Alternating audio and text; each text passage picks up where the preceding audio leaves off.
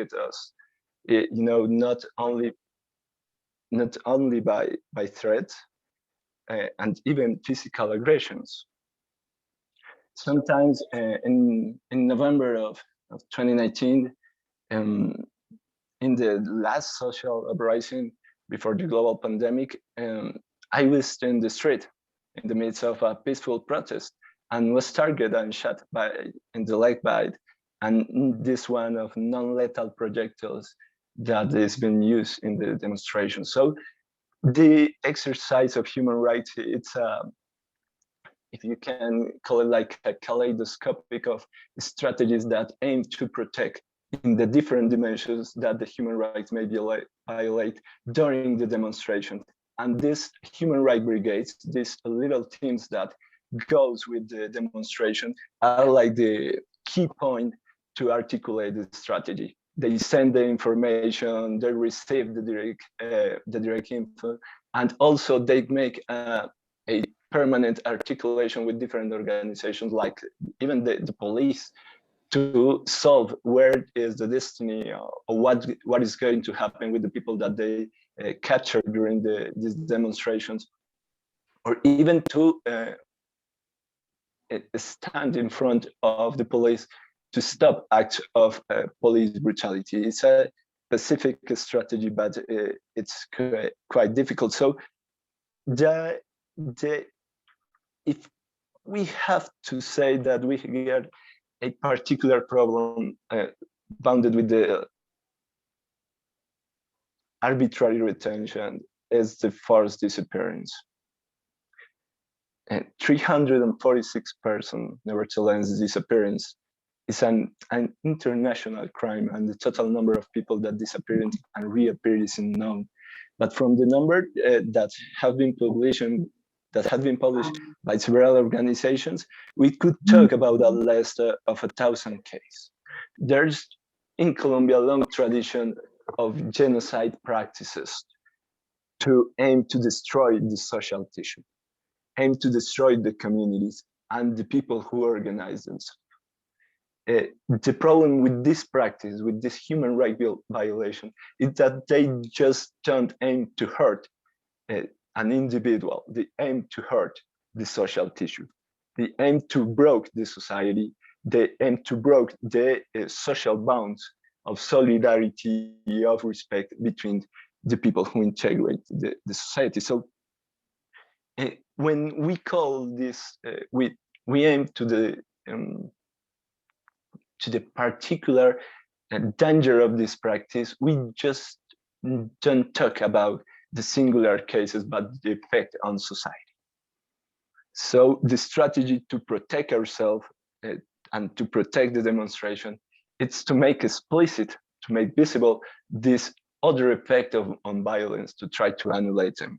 But also we have a special task that is to restore the bonds that is being broken through by this violence. So our work just don't stop on the ground, just don't stop when the demonstration just it's dissipated by the police.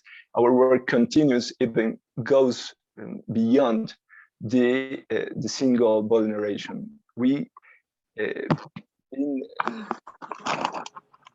been making we've been tracing accountability of the cases of the ocular injuries and the way that the young people is experiencing this traumatic process after mobilizations, after the police harassment, because it's not enough in these cases when they just produce these injuries. They also make, after the election, intimidating actions against the demonstrations, against the people who is injured, to avoid the denounce, to avoid the record. They even threatened when they talk with human rights organizations or human rights lawyers. So the strategy, if I have to say, it's like a big umbrella of different sectors acting coordinated to try to protect this right on mobilizations, and it's a learning, not a peaceful learning uh, of generations and generations. So if I have to say that we have a core strategy, it's the learning process that we keep on human rights Santiago, thank you so organizations. much. Now, I would like to ask to Ana Maria. In your article, Sos Colombia, a call for international solidarity against the brutal repression of protests in Colombia, you highlight why the Colombian case of aggression against protesters is different. Could you share with us a bit more of your views on that? Yes, thank you, Veronica, and thank you, all the team, for organizing this event. And before to answer your question, I would like to clarify something, is that, yeah, as a speaker in this panel, I want to contribute to raise awareness, but I think it's very important to recognize that the main characters of this national strike are the people who are on field, the people who are taking on the streets in Colombia, people like Santiago and all the people in the front lines in the neighborhoods. So this is just a way to say that I'm just making my contribution from where I am right now, trying to raise awareness and to share a perspective. But yeah, just to say this, that we recognize that the ones who are like, who should be recognized as the main characters in this historical moment that the country is facing is these people who are actually on the streets. So after that disclaimer, that I think it's very important here. So yeah, I want to explain you why in my article I see that it's important to understand what is happening in the Colombian protests right now from a historical perspective. And why is this? Because in Colombia, there's been a long history of criminalization and stigmatization of social protest. And I know that sounds like very broad and very general. So I'm going to explain. I'm going to give you like some specific examples of what does it mean. So first, in Colombia, the Colombian police is the only one in Latin America that belongs to the Ministry of Defense. In a lot of other, like in all the other countries in Latin America, it belongs to the Minister of Justice, to the Minister of Interior. In Colombia, it belongs to the military, to the defense ministry, and they are part of the military forces. What does this mean? That protesters there are not treated as citizens, but as enemies. And this is how they have been trained, because if you are under a military logic, this means that you give a different approach and it's different. So this is something that, like, this is one of the main demands, and is that we need to change this, because we need to understand protest not as a crime, but as what it is, that it's a human right. Maybe for some people who are, I mean, we have like a lot of international participants, maybe it's strange that we have to say this, but we have to remember that the right to protest, the right to public assembly is a human right. It's not a crime. And this is what we see in Colombia, and what we are witnessing, and what a lot of people, as Santiago was saying, are suffering. And is that protesters are trying as enemies. And this is not only in relation to the police, but also in a lot of the speeches from the government and from some people in Colombia, like former presidents and right-wing politicians, who always try to deny the legitimacy of the claims of the protesters by saying that they are connected to illegal structures, or by saying that it is something that is related to international conspiracy. And what they are saying is neglecting the reasons, the fair reasons that people have to take on the streets. So I think that this is also very important to highlight, that there is always this hate speech against protesters. And also, this is especially important in the case of Colombia, and in the current moment that the country is in, because we have to remember that we just signed the peace agreement. And we are in the moment when we need the construction of a new Colombia, a Colombia after the conflict. And we need, like, all these social leaders and new visions, like to construct this country in peace. But what we have witnessing is that social leaders in Colombia are under threat. So I also mentioned in this article a report that is the Frontline Defenders Global Analysis, And they say that half of the social leaders that were killed in the world in 2020 were killed in Colombia. So half of all the leaders who were killed in the world in 2020 were killed in Colombia. I mean, that's a very conflict scenario. This is the moment where you need your social leaders to be more protected. This is the moment where you need your leaders to play a vital role because our social fabric is completely destroyed. So I think this is also like very worrisome because this adds to the stigmatization and the repression to social leaders. So yeah, also, okay, this is the data from the frontline defenders. They say that 177 social leaders were killed in 2020. But there's also another organization in Colombia that is called In the Past, and they have reported that since the signature of the peace agreement in November 2016, from December 2020, 1,088 social leaders have been killed. And that's, I mean, that is just, that it's a humanitarian crisis, you know, like that's unbelievable. And most of these leaders are people who are defending the environment, and they come from Afro-descendants populations and indigenous communities. So I think this is really, really, really all related to the fact that social protest has failed to protect protesters and social leaders. So I will leave it there, but yeah, those are basically like the main points what I think that make the Colombian case so special. Okay, Anna, thank you so much. Now I would like to ask Itajo Sara, the organization that you are part of, Here We Draw the Line, organized an online demonstration in May for Colombia. What were the most significant insights that you had through of this event in the current Colombian situation? Thank you so much, Veronica. Thank you, all the team that invited me. First of all, I need to apologize. I owe you a big apology because I'm outside. I'm outside because at the moment there is taking place an assembly of Colombian citizens in the Netherlands, and we discussed. There were like parallel tables of discussion, by the way, and one of these was human rights violations in Colombia.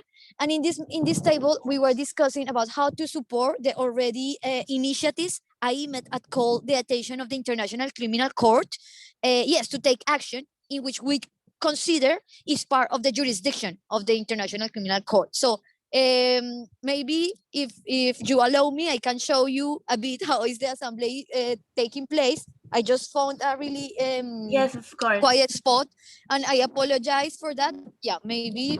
No, it's okay. You can show us.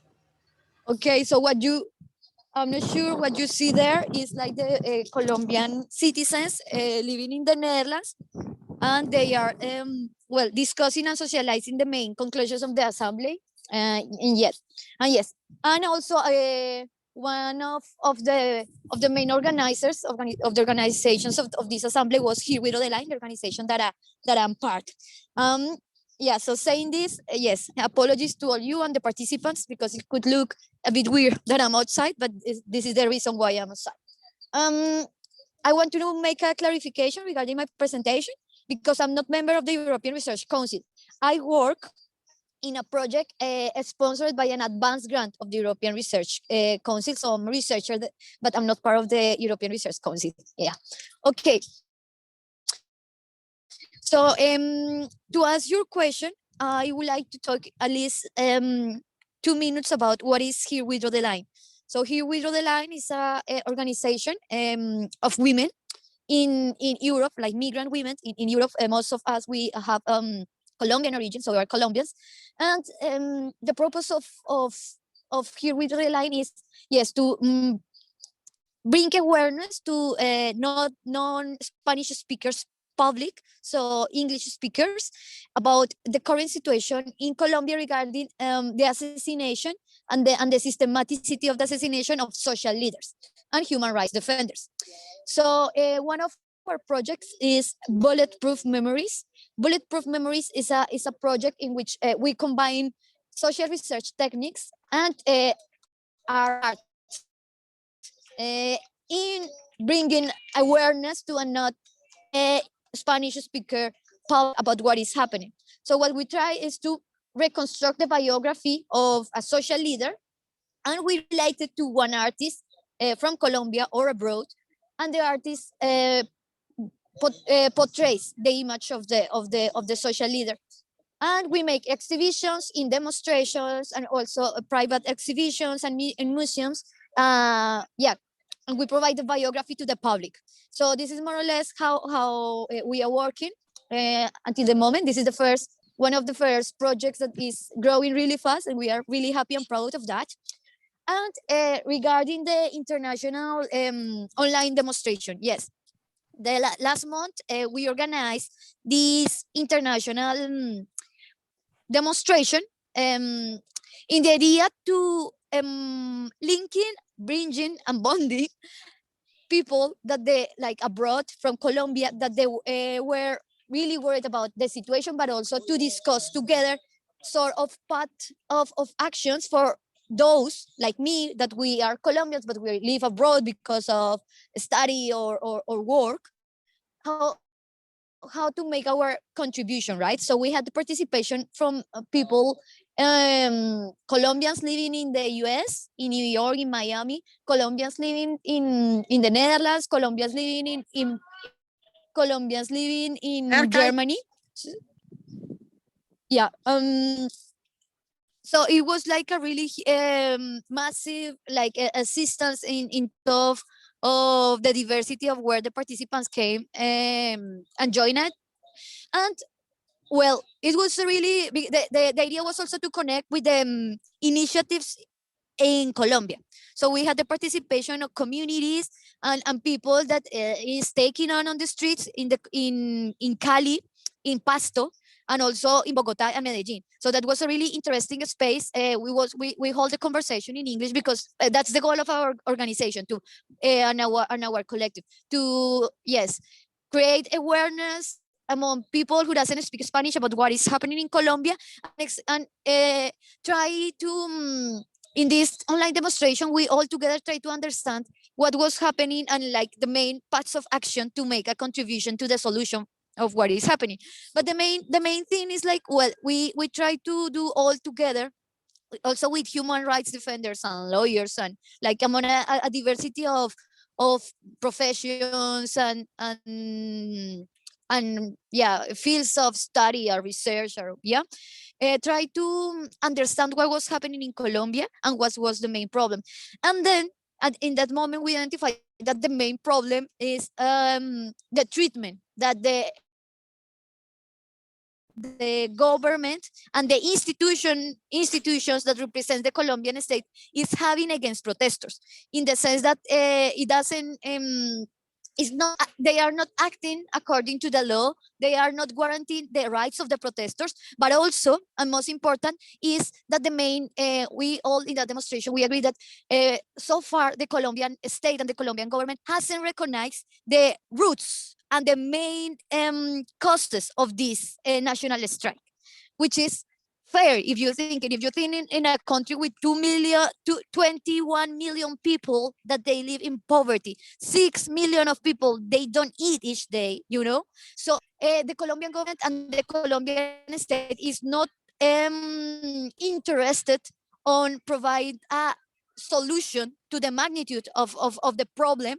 And the strike, the national strike is just one place in which all this social conflictivity is emerging, but the problem is not the national strike, but the Colombian government wants to solve through military means and deployment military mechanism what they perceive as a problem, which is the paro, the strike. But that's not the problem. That's one of the expressions of the social conflictivity.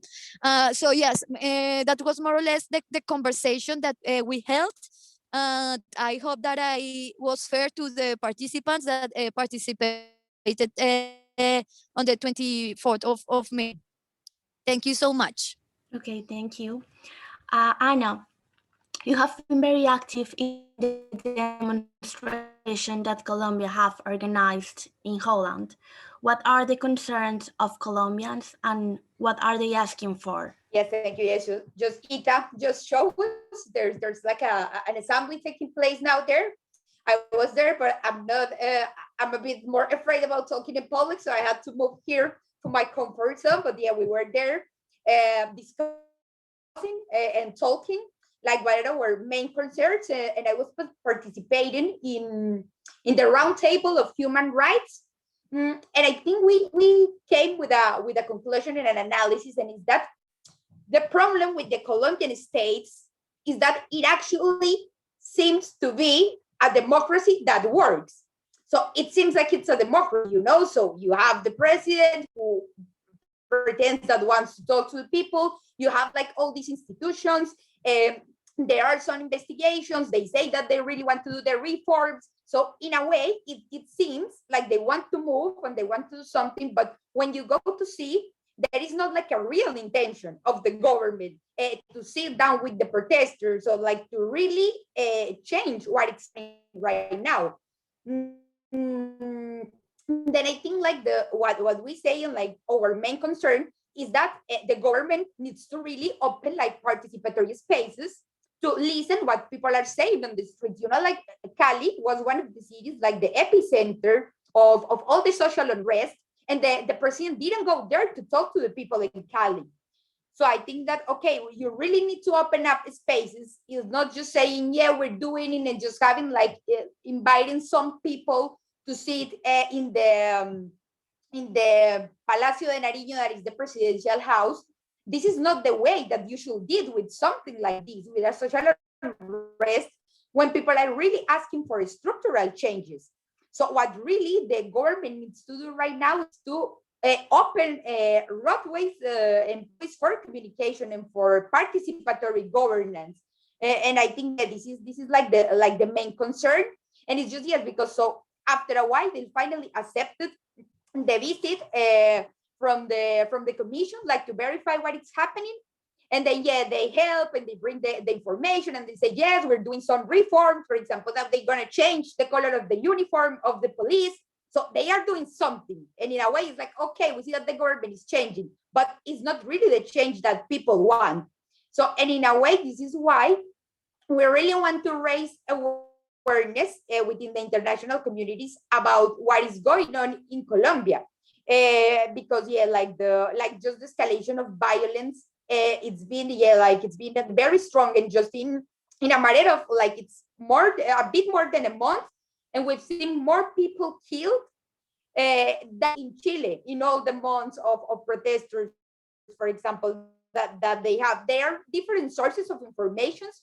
We have several NGOs covering and also international organizations, but like the most recent report from Human Rights Watch, they said that at least 20 people are confirmed to be killed, and at least 16 of them because of the use of firearms. So this is something that is very shocking, that they are using firearms to like in protest. So again, as I say in my previous answer, it's treating protesters as criminals, and this cannot be. So I think this is our main concern, like the Colombians living in the Netherlands, that we feel that the government is very wise selling that they are doing something and showing that Colombia is a democracy. But then what is really a democracy? You really need to go and to see what are they really doing to understand that although it may have the features of a democracy, it is not really what they are doing. They are not protecting the rights of the citizens. And this is what a democracy is supposed to do. Thank you so much, Anna. Santiago, throughout the outbreak of the protest in Colombia, non-traditional media channels like social media have taken an important role, not only to spread information, but also to create a record for possible human rights violations. You have taken an active role in collecting and reporting human rights violation, but what channels have you found or created to register and report those violations, and what have been the main challenges in the process? Well, as you say, it's a huge challenge. I guess that's a proper word. It's a huge challenge, the huge amount of information that we've been seeing. We got thousands of videos circulate on Twitter, WhatsApp, Telegram, and Signal groups. But the first challenge is to make this information something useful of it. And that's not possible if there's not a pedagogy or a talk process or a campaign from the human rights organizations with the minimal contents of the denounce process, the hour, the place, the modality, what are we seeing and where are we seeing what is in front of us. The second is the capacity to respond, to do some more than the virality of the spectacularity of violence, because that's another effect that we have to we struggle a lot with this phenomena of the spectacularization of the violence on demonstrations. And when we try to make this information something useful to respond, if you want to delegate a brigade or to get data about the people who is being seen on the videos or in the photographs, and to traduce this information on legal actions, we get this this barrier of the people who document an anonymous process. There's not more information than the information that it's put it explicit on the video. So the reconstruction is also a difficult process to have a proper reaction, to get and a fast reaction in matter of protection. Also, there's a, I don't know how to call it. It's a strategy of the police force with the virality of contents of different times on the media. There's an effort on the politic of military and defense of cyber patrolling, like you know, like the overseer, but like the overseer on the plantation, but is the overseer on the social media.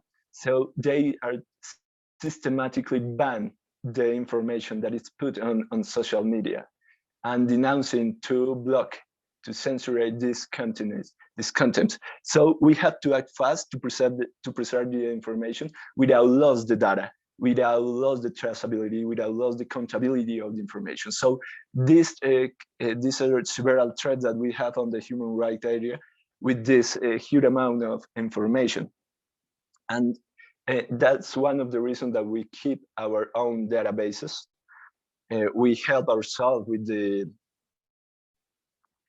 with other organizations. We work in the campaign Defend the Liberty is Everyone with Business, Defender la Libertad, un asunto de todos. And we cooperate with different organizations that are deployed on the ground to collect in real time the info that is being that search during the demonstration. So we have also another databases like Noche y Niebla of the CINEP, and we collect even in the collective where in the grassroots collectives this information and systematic. But it's the to make an example, these 2 days that have passed, we have to stop with all the brigades to being able to make some kind of systematization about the data that we got only on WhatsApp and Telegram and this text message social webs. So we have to stop, because we have that kind of information, that this huge amount of information, that it was not possible to know what we have seen at what and where we have seen it. So we must stop to make this systematization. Other NGOs like In the Past and Temblores have been reporting, making periodically reports So that's it, a great relief to try to complement this this context. I guess it's it has to take almost a year to know what is truly happening. There's a great fog against the information, and a great effort also by part of the government with the censorship and these systematic attacks to the databases that is very convenient to attack databases of police brutality and the disappearance of information and the attack against press when they are on the ground, or to just destroy or take the cell phones of the people when they are recording is a systematic practice of the police forces. So we've been detecting these strategies that aim to a future impunity that it's tied with, despite this crazy amount of materials, by the systematic rejection of the judicial power and the disciplinary power of the evidence that is on the web. So for some reason, it seems that the video that is on Facebook or in Twitter, it's not enough to establish responsibility. It's not enough to act for the disciplinary institutions. And it seems that nothing happened. It's a permanent exercise of denial of these histories of police brutalities.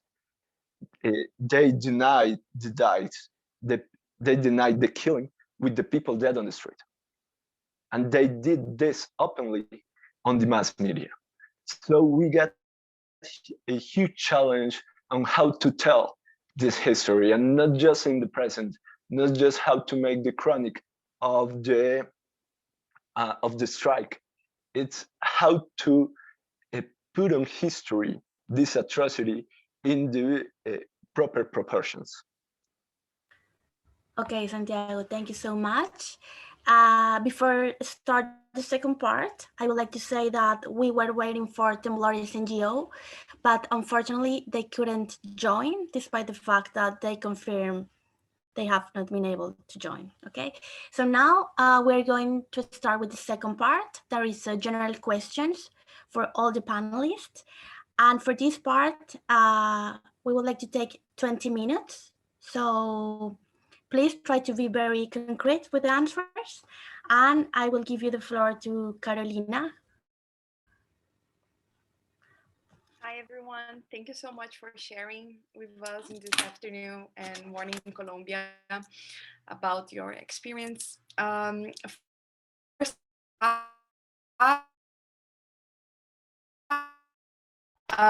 gender crimes and sexual violence tend to be overlooked during crisis. Therefore, I would like to ask if, well, there was a significant amount of rapes that happened during the protests in Colombia. Therefore, I would like to ask how the general public is seeing these cases of sexual violence, and if one of you is also working directly with addressing these cases. Thank you.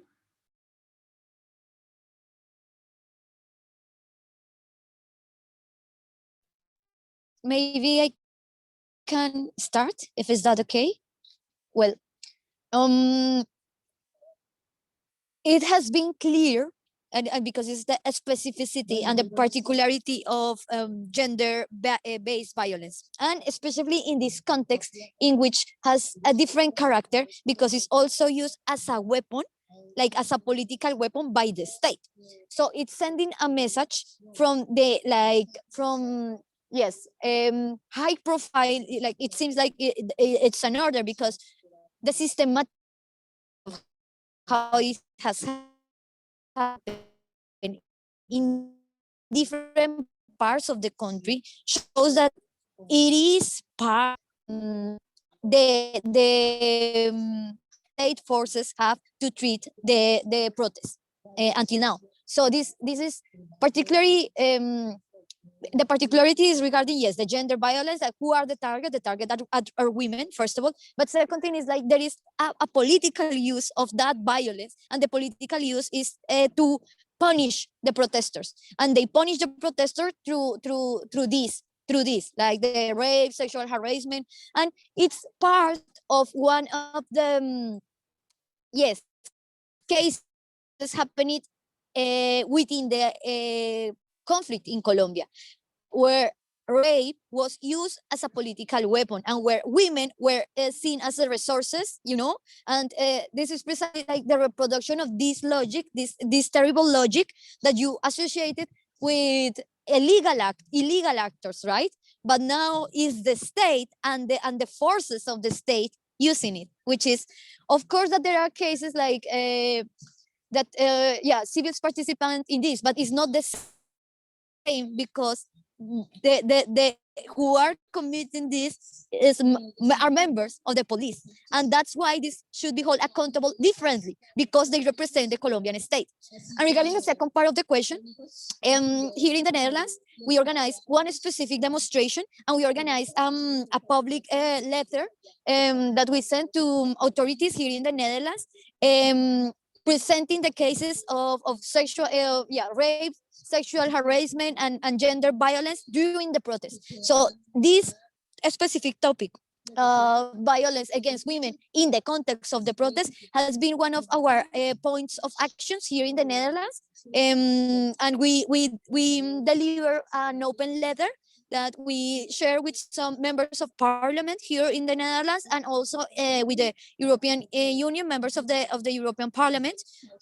We organized a demonstration and we did a performance just to call the attention on this, because we think that is really specific and particular. Yeah. Yeah, well, I think it summarized it like very well. And then again, I think this is also always very important to understand the historical context. So let's say this is something that has been happening in Colombia for a long time, as it say, like in the context of the conflict, like women have been disproportionately affected. But yeah, Carolina, your question was also more if this is being recognized and is being framed, and I think that more and more this is coming like an important topic, and I feel that now we see more that we're talking about gender-based violence, and they have been like a lot of cases. And to start, this is something because Santiago was saying something, that the importance of data and reporting what is happening. I think that also now they are tracking these cases as gender violence, and I think this is like a first important step. I saw also like remembering like the important role that independent organizations are taking in this. So Mutante has been reporting cases of gender-based violence. And I also saw a very interesting report that was published by Mutante, another independent organization, and is that they talk about the consequences of the gases that they use in the protesters in the menstrual cycle of women after they have been used, and they compare this with what happens in the Black Lives Matter movements in the US.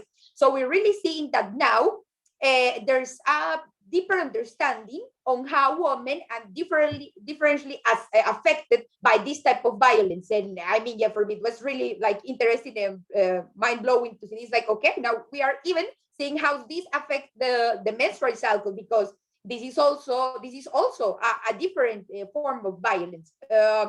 I'm not personally working with collectives in Colombia, but I know there are a lot of women. And as I say in my disclaimer, I think it's also very important to give voice to these type of characters who are in Colombia in the field working all that. So it would be great if you can also connect, and we can maybe help you to connect with people and with women specifically who are working in this, because we do know that women are being target of disproportional use of force and violence that I'm not going to repeat because I just say it now. But yeah, I feel like, to answer your questions, that there's every time more and more awareness to recognize the differentiated impact on women.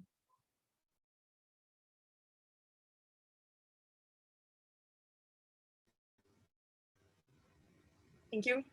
Thank you so much. I would like to ask us something else. Is it okay, Veronica?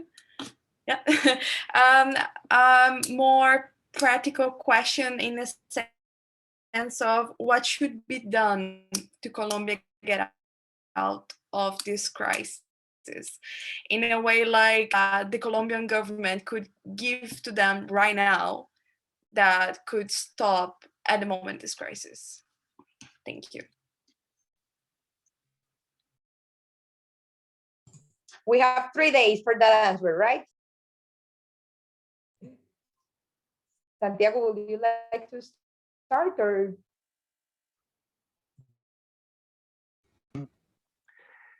Okay.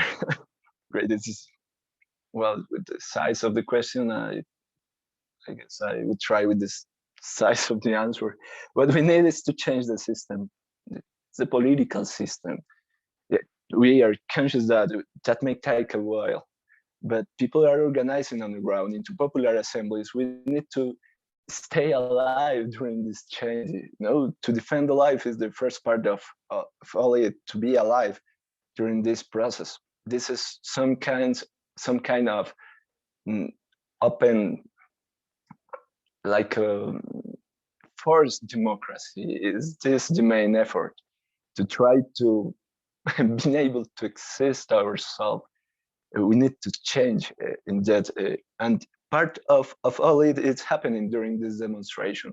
It's not just a process of rage and strikes, it's also a process of social and communitarian organization to solve in practical way all the needs that we have on the territories.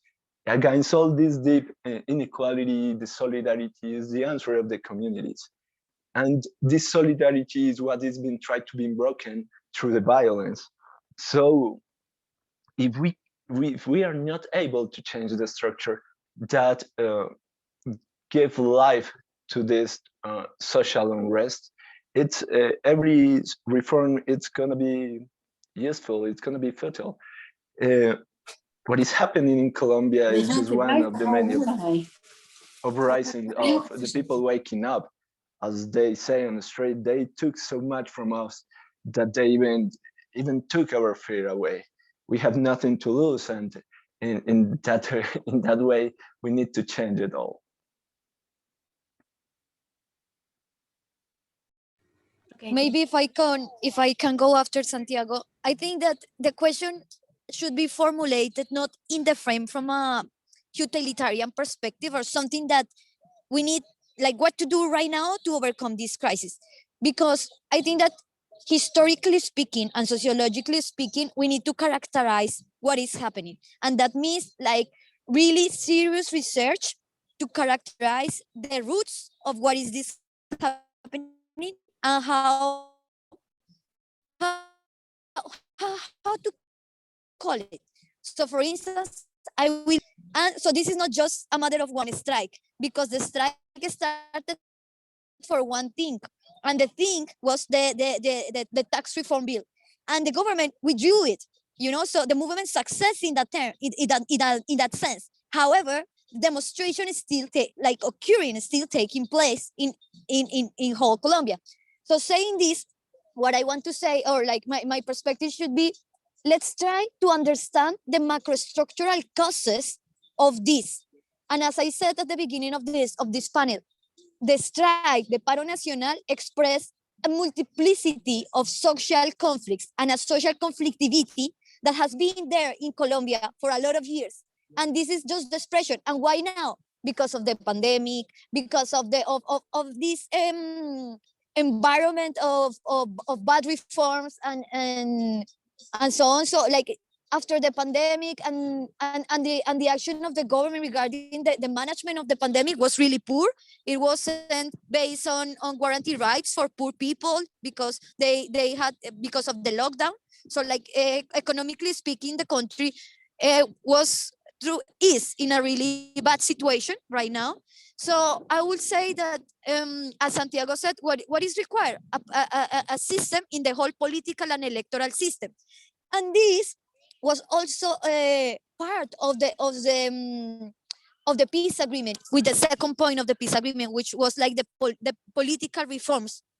And what I want to say now is, for instance, now the rulers of the country, the vice president, in one text in one famous national newspaper in Colombia, she blamed the peace agreement and the second point of the peace agreement, which opens participation channels for citizens, of being the responsible of what is happening now. So this is really important to say because international community and the government of the Netherlands and the European Union, they are giving the money to implement the peace agreement. However, the president and the vice president and the ruling party are enemies of the peace, and actually they blame and they don't take responsibility of what is happening and use the peace agreement as a discursive tool to avoid their own responsibility. So like in that sense, this is what is required, like a deep structural change, transformation in that, but not just for participation, also to make decisions, because participation channels has been there since the Constitution of 1991. Yes, but we just don't want to discuss everything. We can also, and we want also to decide it, and that's also different. Yeah. Thank you so much. Yeah, well, I think that Santiago and Ita made it very easy for me because they already highlighted like the most important points. I think the three of us, and I mean, we agree that we really need the structural changes and structural reforms, but then sometimes this can sound like very abstract, and some people just so also like claim to let's say don't give legitimacy to the claims of the people is that, oh, this is too abstract, it's only structural changes. No, but I think that we need structural changes, and there are some ways how we can get there.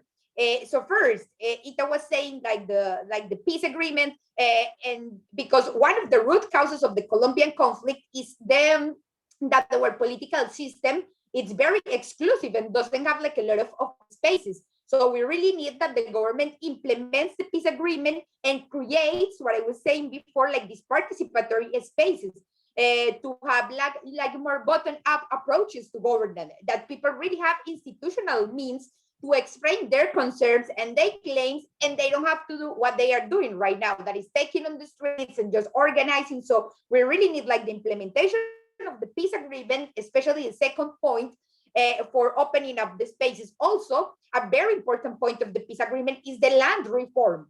And this is key because the land reform and like the unequal distribution of land is like the main cause of conflict in Colombia.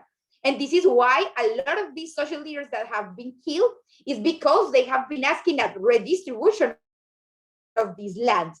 So I will say like the first step that we need to get out of this crisis is to implement the peace agreement and to really start like taking major steps to make it a reality.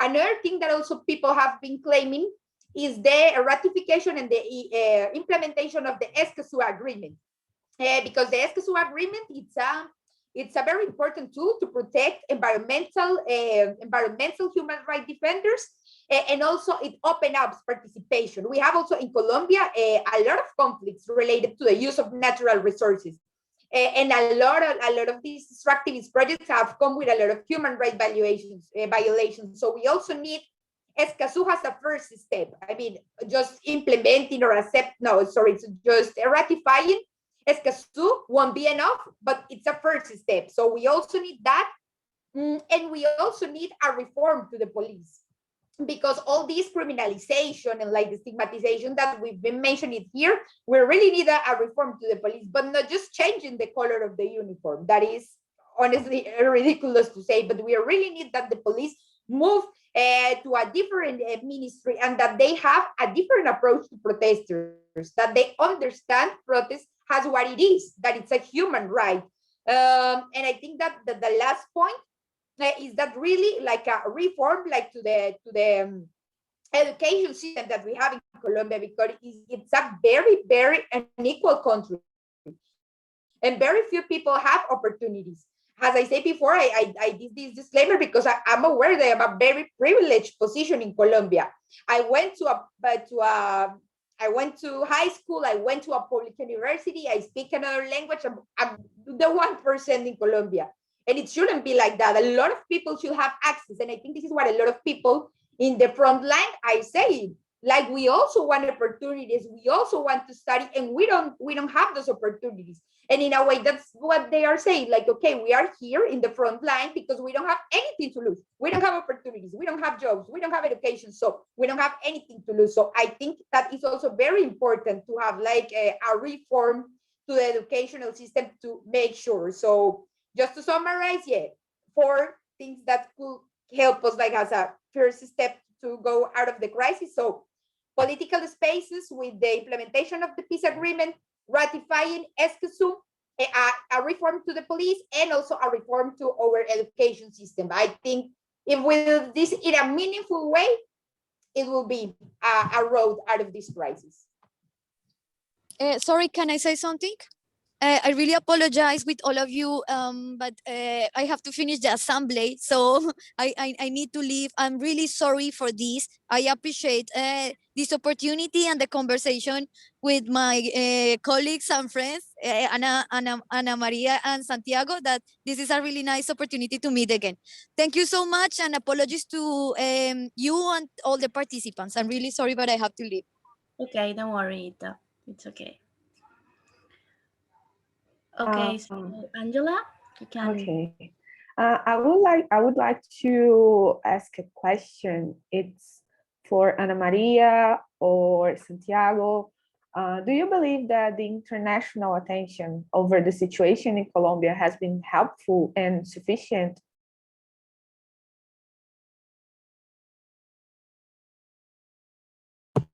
Okay, maybe I will start. And this is what I was saying before, like related to the fact that maybe we see that there is not enough awareness of what is happening in Colombia. And I mean, of course, unfortunately, we know that there are also a lot of crises right now in the world that maybe are getting like more attention, but it's especially because of this, because Colombia, it looks like a democracy that works. And then I think that that's why a lot of people from the international communities are not really paying attention to the situation in Colombia. But we also see that the intervention of some international organization has been key. So we had, for example, right now, the Inter-American Commission of Human Rights visiting the country. And I think this is super, super important. Like, and this was like, it took a while for the government to accept like 2 or 3 weeks that they delayed the visit of the court. So I think it's super important because what they are doing there is that they are hearing what all the people, like different sectors, want to say. They are collecting proofs and everything. So this is super important. And also, for example, organizations has Human Rights Watch and all of the, I think they are making it like more and more visible. And also a very important problem that we have in Colombia is that the official media and the dominant media in the country are not really showing what is happening. So we are facing right now, like we have like a lot of information in social network, in different media, but we feel that in many cases, they are not really showing the reality. So it's super important that we have international media and international organizations more and more paying attention to what is happening in Colombia. So to answer, I will say that I think we need more international awareness on what's going on, and we need more governments, like with official statements asking the Colombian government to act. But I think that the intervention so far has been like very useful and has really contributed in a way to have like more transparency and to at least get the information of what is going on in the country, and also coming from a neutral perspective, because as I say, there is always this stigmatization, and as Santiago was saying, there's a lot of censorship from the information from the people who are there. So it's very important that now we have like the organizations that can give like a more neutral perspective and can really show what is happening on the ground in Colombia.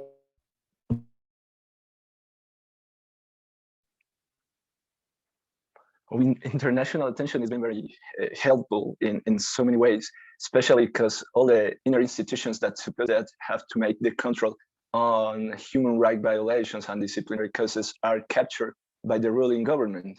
So there is no separation of powers in Colombia right now. And that's something deeply worrying. And in this scenario, the international attention, it's been helpful. So also to help to mobilize the people around the world. We have to say that there are actions in different ways. A domestic action that it might be protection for us, like the overviews and the missions, international missions.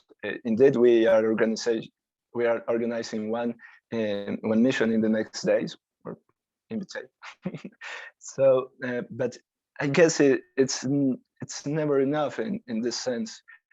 We are promoting a ban to the military aid that comes from other countries.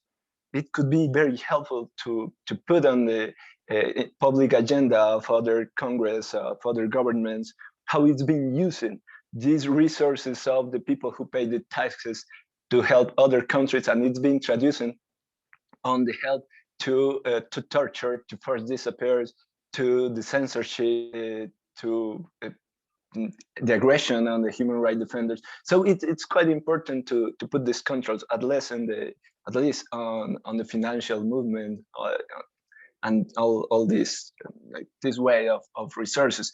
But also there are urgent actions, right? Like investigating international brand like the French group Casino, owner of the Éxito. This is a supermarket that has been used as a torture center in Cali to retain the people and put on forced disappearance on the installations of the supermarket. So there are several actions that it could be done on your country that it can help us here in this struggle against the impunity, in this struggle against police brutality, and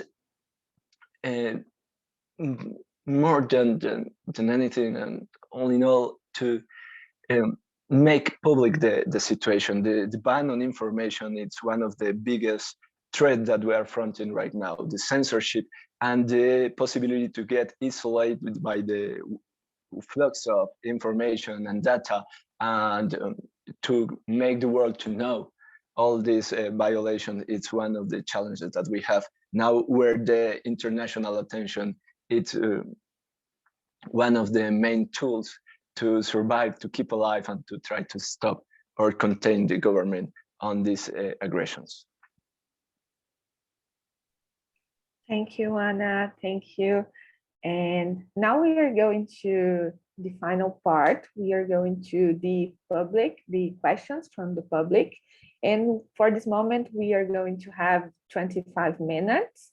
And now I would like to start the questions for Mr. Cital. What's the next step, and how global human rights defense can help more structured way? So, thank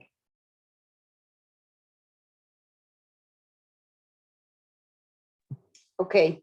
Yeah, so I think, as I said before, also, like, I don't feel like I'm the one to say what could be like a next step, because as I say, like, people who are there on the streets are the ones who have like the legitimacy to maybe say what could be the next steps. But then I think that is a step, like really listening to the people who are taking on the streets, listening their fair demands.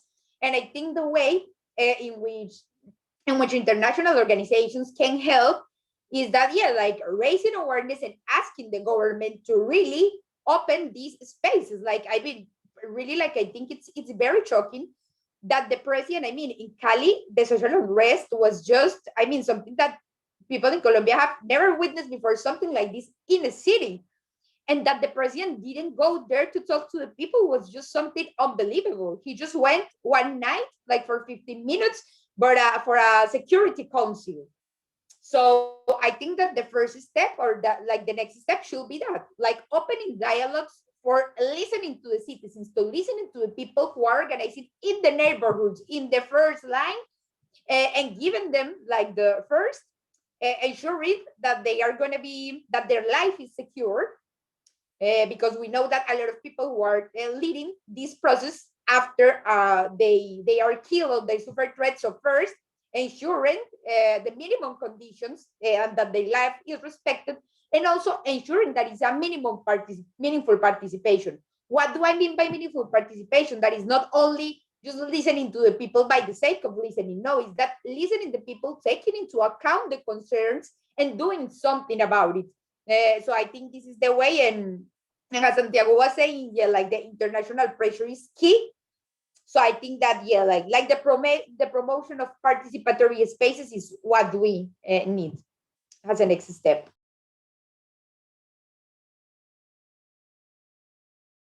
Thank you, Anna. Santiago, would you like to say something? Yeah, something short, something quick. Like Anna say, it's an exercise to put on the public agenda the situation of Colombia. That's very helpful. And in the well, next step, I'm not sure if there's something like next step, but the pressure to a change, it must be in some way.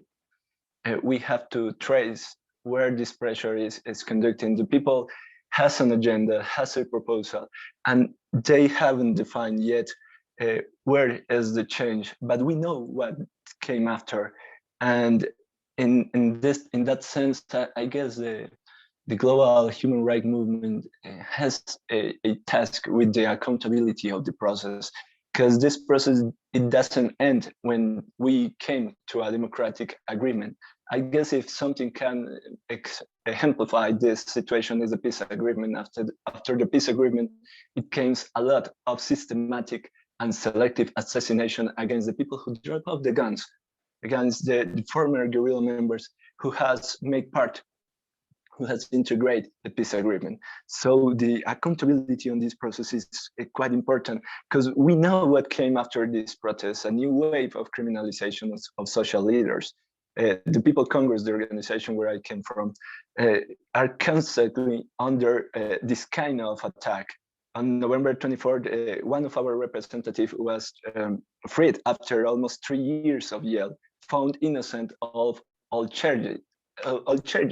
It's a systematic strategy of repression against the social organization who take part in this social process of changes. So the accountability after all this it's quite important. Even in the last month, they decide to arrest 3 of our spokespersons. So they had to free them by the social pressure. Right now, even my wife is at risk of being arrested for the work that we've been doing as human rights defenders, and with all this exercise of document and denounce the acts of the police forces and the brutality. So the accountability on this process to make possible that the international community has knowledge about what's happening is quite important. After wherever it's the end of what it's going to happen, but to make a permanent vigilance on the government actions, it's one of the tasks that we have as human rights movement. Thank you so much, Santiago. The next question is going to be addressed for you.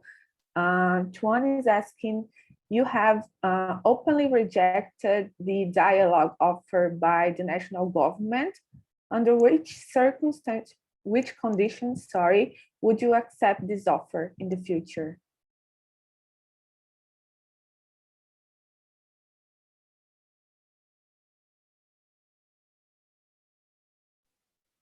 Oh, well, I guess. We didn't reject the dialogue. We reject the conditions of the dialogue. We can't just negotiate with the government while they are killing the people on the street. It's very important to understand that they are not facing an armed enemy. We are not an insurgent force. It's the people with needs who are on the streets. They are not criminals. So it was this red line about to stop the brutal repression on the street to can keep talking. we can talk while they try to win, and this perverted way to understand the win, the dialogue, killing the people of the table. So they call us in the table, but they don't stop the repression on the streets. And they use, and even they use the repression on the street as a tool to push on the table. So they say, we can took that long on dialogue because people are dying, and people is not dying. People is being systematically murdered by the police forces. So they use this to put pressure on the table. So accept this agreement, because if you take so much time, or if you make demands that took just too much time, the people are going to keep dying. It's more a threat that in an exercise of dialogue is like to being called a dialogue table with a gun on the table. So it's very difficult to keep on this process. And also because the government has selected a format of negotiation where they choose the spokespersons to make the dialogue. So without representation of the people, there is no possibility of a resolution for the people. And they don't want to call any democratic process to this delegation. And they have assumed in some way that they know who are the people to negotiate. There's several problems with the design of this dialogue, but one of the main problems is the lack of will of the government. They have no signs of goodwill to keep it on this dialogue. The basic one, to stop the murder in the street, to stop shooting at the people with live rounds. It's not, we guess it's not an unlogical demand, you know, but the government just don't offer that. And this lack of will also obeys to an idea of a very militarized society, where they have decided that they are capable to solve through the force, through the violence, so they don't need any kind of table. And they have assumed that the people that is on the other side, it's an armed actor or an enemy to be destroyed. So it's impossible a dialogue without the basic recognition of the kind of actor that you are negotiating with. Thank you, Santiago. As we have a little less time here, I would like to set us a question for both of you, so you can you can answer. As you all know, the Inter-American Commission on Human Rights was visiting Colombia for the past few days. And what do you expect from the Commission visit? So. Yeah, then I would like to start. And yeah, I think it's important to manage expectations, you know, as with everything in life, but especially with this. And then it's important also to understand that there are two types of visits that the commissions can do to a country. So one, it's called like a in loco visit, and another is like a work visit. And it's the second type of visit, the visit that they are doing to Colombia. So this is a visit that will last only 3 days. Not all the commissioners go to the country, just 3 of them. And the objective of the visit is that they go, they witness, they document, they collect the proofs of what is going on, and they deliver some recommendations of the country, for the country. So I feel that what is most important first are these recommendations, but of course we have a lot of recommendations that are just in paper. But I think that in the current context, it's very important to have a neutral organization saying what is happening and really actually recognizing the human rights violations, because the government has failed to do so.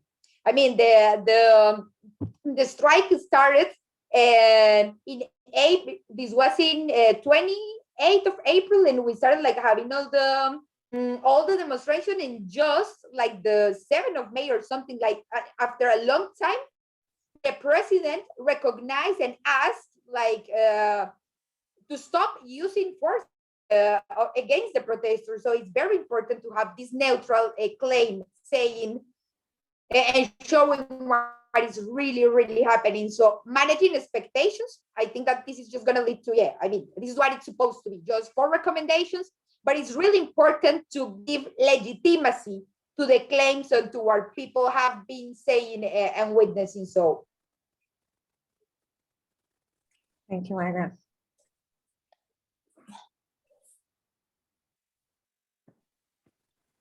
And nothing to add. I'm Okay. agree with Anna That's at all. okay. Thank you. So, Natalia, would you like to ask something? No, I just see that we have also one last question. So perhaps you both can address, but I think you sort of had addressed previous interventions. I think this is a question. Yeah, this one is related to the ICC, right? I see one here, like related about if we believe that the ICC will persecute the Colombian government. Is that one? Yeah, I would just know the last one, like how the international community can keep supporting human rights defenders in Colombia. So perhaps would you like to start this time? Briefly address before we have to finish our panel.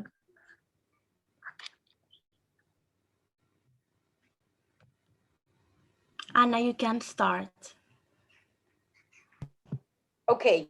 So yeah, I feel that what is like super important is to continue raising awareness on the topic. And I mean, Colombia, it's a country that has been like in a civil war basically since the foundations. We have like a civil war that was called Patria Bobo, and it's something like that. But I think that in Colombia, we are just so used to figure of deaths. So we say like, okay, 5 people were killed, 500 people were killed, 40. And it's very sad because I think we just lost the dimension of what this means. And for me, it's just shocking knowing that half of the social leaders that were killing the world were killing Colombia. I mean, this is just something that is really showing us like the humanitarian crisis that we have in the world, in Colombia. That it is not that clear because we have this apparent democracy. So I think what the international community can do is like help us like continue raising awareness on that and continuously asking the Colombian government to implement the peace agreement and to push forward these structural reforms. Santiago was talking before about the money that the US give, for example, to the military forces and this, but for example, the European countries have also been the main funders of the implementation of the peace agreement. So I think in a way, they also have like some kind of right to demand the Colombian government that really do something about this money and like implement. So I think this is what the international community can do, like continue raising awareness and asking your governments to ask the Colombian government to implement the agreement and these structural reforms.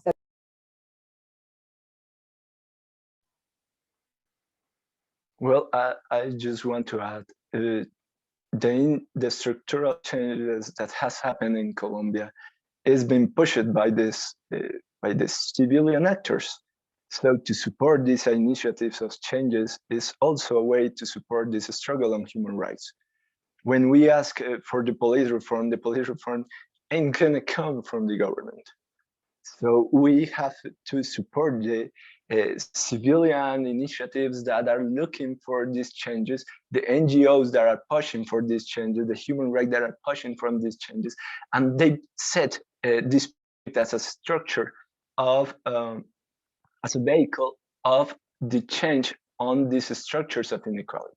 So as we did with the victims law, or as we did when we fought with the peace agreement in the implementation, the international community it plays a key role on the legitimacy of these initiatives, and even to the government or the Congress pay attention to what we are proposing for. So this kind of support, like you may interpret it as a soft support, it's very important to the civilian organizations in Colombia.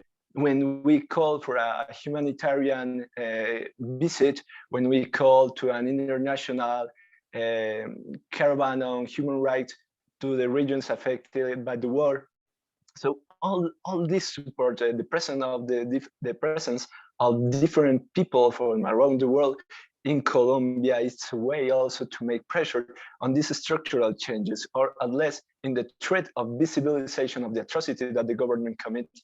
It makes that the government contempt a little bit about the things that they do. So it's very important, the international support in very different ways, not also on the lobby, of course, in every one of your countries, not only in the way of campaigns of support and donation, but also in the communication and the present, and to adopt these initiatives to push forward this through this difficult structure of the Colombian state. I want to add something like super short because I know that we're on time, but I think also something very important is impunity, that we cannot let all, I mean, because we already had a lot of violations. So of course we need a structural reforms to avoid that this happened in the past, but also impunity is one of the reasons why this continues happening. So there was also, because I mean, this is a long story, it also comes, well, longer than the word, like a bit more closer in history from November. In 2019, there were a lot of protesters, and Dylan Cruz was a young boy who was in the protest, and he was killed. And by now, no one is responsible of this case. So in a way, this also reinforces the structural problems with the police. And then in a way, if the police men feel that there is no accountability and there's a big chance of impunity, they will continue committing this. So I think this is also very important, that we need to demand that there's no impunity with the human rights violations that we have already experienced.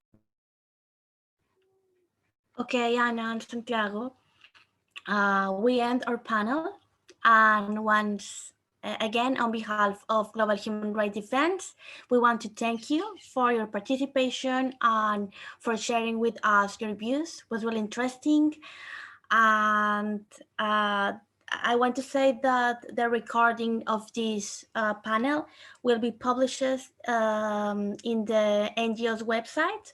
So I will share with you the link in the coming days. And thank you so much again.